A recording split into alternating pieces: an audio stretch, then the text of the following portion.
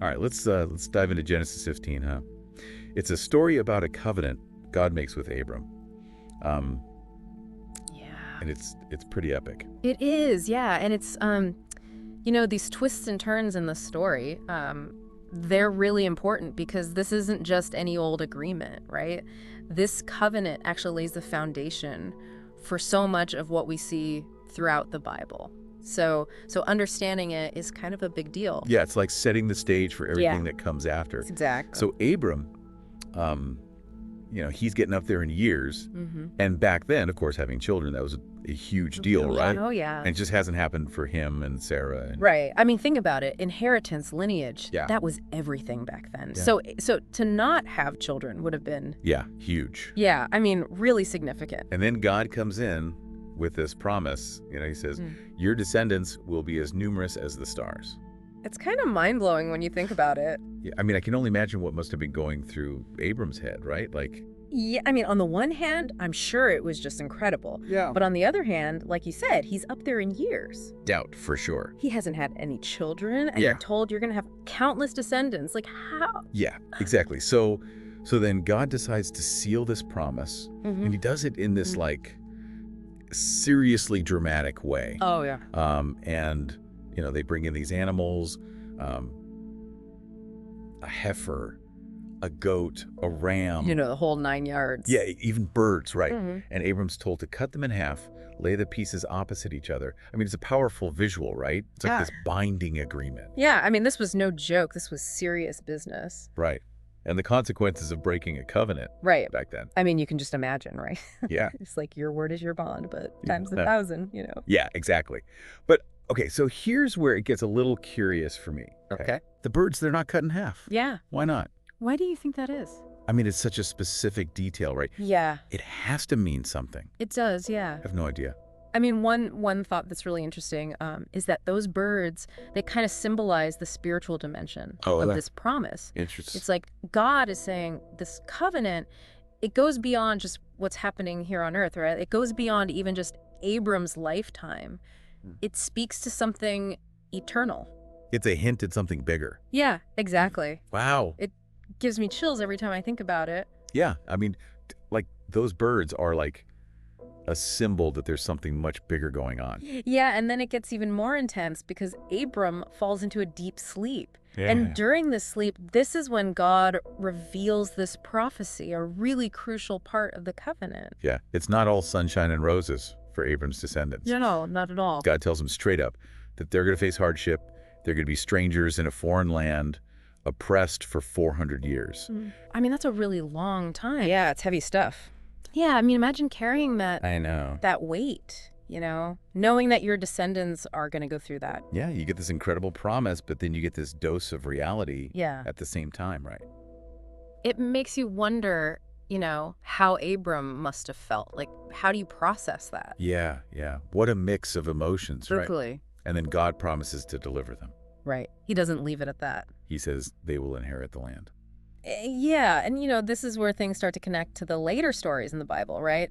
This prophecy, it foreshadows the Israelites being enslaved in Egypt. Yeah, the Exodus. Yeah, exactly. So it's a powerful reminder of God's justice, right? That in the end, things will be made right.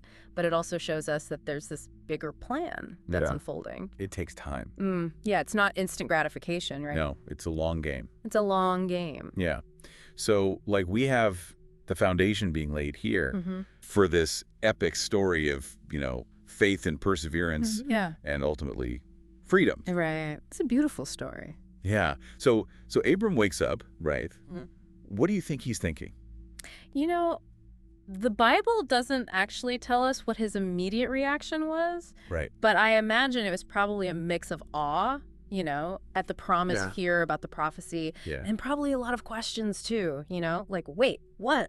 What was that all about? Right. Hold on a second. Let's unpack this a little bit. Yeah. Yeah. And then we have this final dramatic moment to solidify everything. Picture this, right?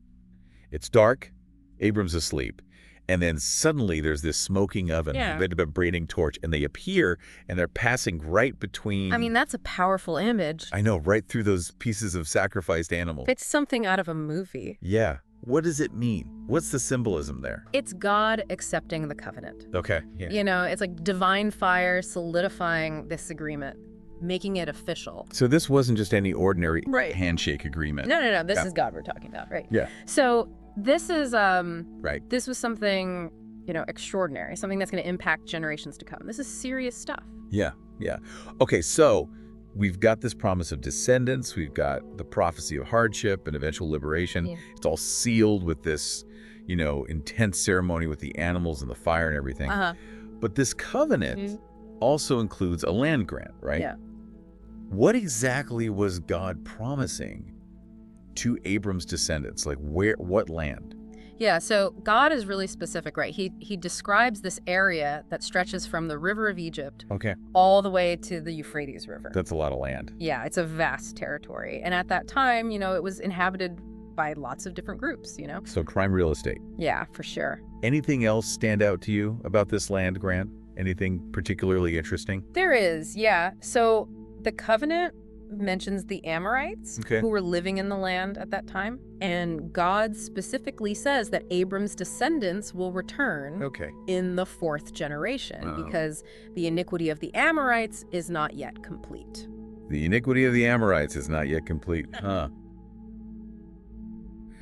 That sounds a little ominous. Yeah. What do you make of that phrase? Well, it definitely raises some questions, right? I mean, what does it mean for a group's iniquity to be complete? And what does that say about God's justice? Right. Like, is there a point where God says, okay, enough is enough? Yeah, and why the 4th generation? It's like this prophecy is setting up a timeline, right? Yeah. Like, this is how it's going down. This is when it's going to happen. Exactly. It's like a divine plan that's unfolding according to a schedule that we may not fully understand. It's a mystery. Yeah, it's a mystery. Yeah. It's fascinating. It is. And I think that's one of the things that makes this whole story so intriguing. Yeah. Is that it forces us to think about, the interplay between human actions and divine timing. So it's not just fate. No, it's not just fate, but it's also not just free will. Right. It's this kind of interplay. Yeah, exactly. Between the two. Yeah. It's complex. Yeah. And we're going to dive into that a little bit later. Yeah, I think we need to unpack that a little bit more. Yeah. That's a big one. For sure. Yeah, okay. Yeah. So we will. Absolutely. Yeah, it's like we're watching these, like the seeds of this epic saga being planted right here in Genesis 15. But it's not just about, Abram and his descendants. It's like this story speaks to something much bigger, right? This relationship between human actions and divine judgment, this theme that just echoes, throughout the entire Bible. It's like God's the director setting the stage, and then we have our roles to play. Yeah, right? That's a great way to put it. And our choices have consequences. Absolutely. Yeah. This covenant, this prophecy, it highlights that interplay between God's will and human freedom. Right. We see his justice, his mercy, but also his patience. Yeah. So we've covered a lot of ground. The covenant, the prophecy, the land grant. The Amorites. Yeah. It's mind-blowing stuff. Yeah. But why does this ancient story still matter today, right? Like, what can we, thousands of years later, actually learn from this? I mean, it's fascinating to me that this story, it continues to resonate with us because it grapples with these really timeless themes, faith, doubt, perseverance, the very nature of God's relationship with humanity. All still deal with that today. Yeah, exactly. We all have our doubts, right? We question God's plan, especially when things are tough. Right. It's kind of comforting to know, though, that even Abram, like this giant faith, probably had his moments of, sure he did. And wrestling with, what God was asking of him. Yeah. And it goes back to that phrase that we were talking about, the iniquity of the Amorites is not yet complete. It's a bit unsettling. Yeah, it is. Yeah. So let's unpack that a little bit. How can we interpret that phrase? What are some different ways of looking at it? Well, on the one hand, you could see it as, a warning. Okay. Right? Actions have consequences. And even those who seem to be doing well, even those who might, appear to be getting away with things will ultimately face judgment. Right. We can't outrun the consequences of our choices. Yeah, exactly. Both individually and as a society. Right. Is there another way to look at it, though? Is there? Yeah, absolutely. I mean, we could also see it as Okay. an expression of God's patience, Okay. right? He's not quick to anger, right? He gives people time to repent, to change their ways. So that's a more hopeful interpretation? That Yeah, definitely. it's not a done deal. There's still a chance for... Yeah, there's always a chance, you know? For redemption, for course correction. It makes you wonder about free will, though, too, Yeah, right? that's the big question. Like, if God knows the Amorites, quote-unquote, iniquity isn't complete, does that mean their fate's already sealed? Yeah.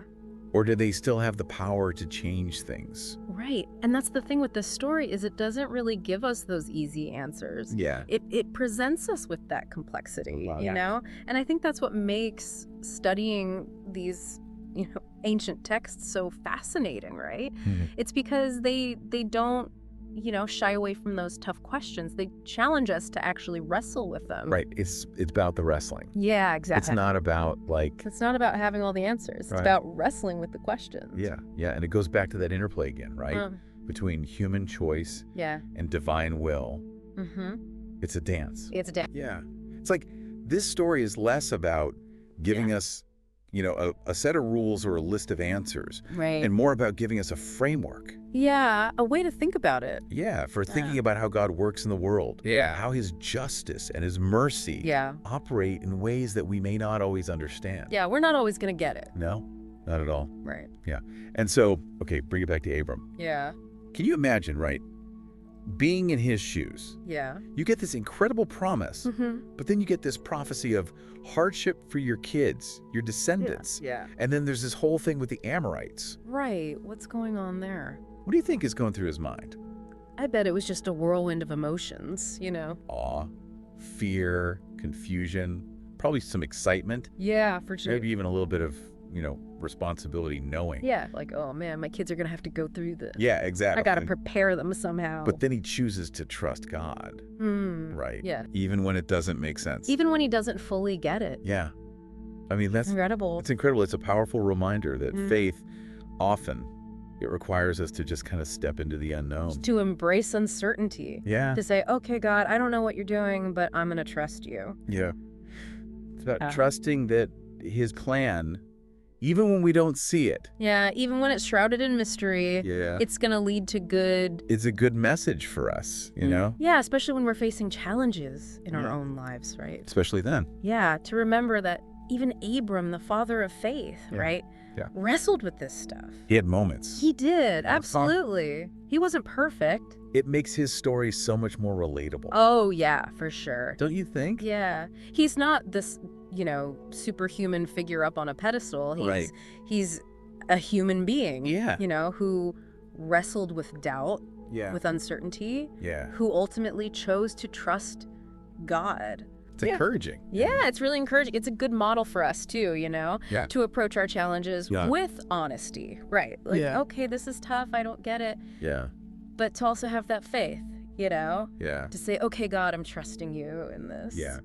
So we've talked about the covenant, the prophecy, the implications for both Abram's descendants Yeah. and the Amorites, Mhm. and kind of what it means for us today. Yeah. But we haven't really dug into that covenant ceremony itself, though. Oh, yeah. Like all that stuff with the animals, Yeah. the smoking oven, the burning torch. I feel like there's so much symbolism there that we could Oh, yeah. We could spend hours on that. unpack.